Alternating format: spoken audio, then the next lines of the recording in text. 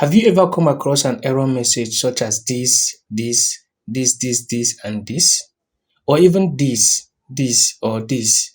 And you'll be like, oh, what is happening? Oh my God, my boss is on me. What should I do? You need not to worry, my friend, because after showing you how to get rid of these errors, you'll be more comfortable working on your spreadsheet. So let's get started.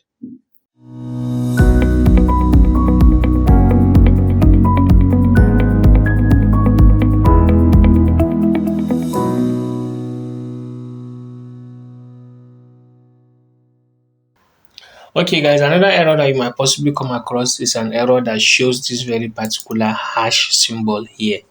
Well, I don't know if I should actually call this an error or not, but as long as you don't understand what is actually happening, then it's an error. Now, this error only pops up when the content in a particular cell does not fit in to the width of that very particular column. Now, this column here, if you look, there are content in it, and this is the content that has been displayed in the formula bar here.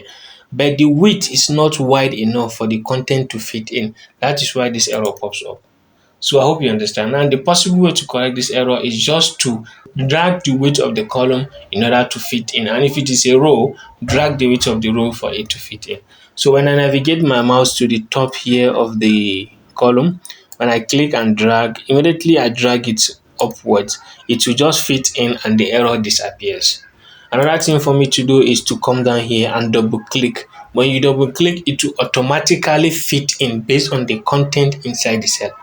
What I mean is, for example, this one here, when I drag, you see it is now too much. There are spaces here, spaces here. But when I double click, it will automatically fit in. I hope you understand. So that is how you go about this.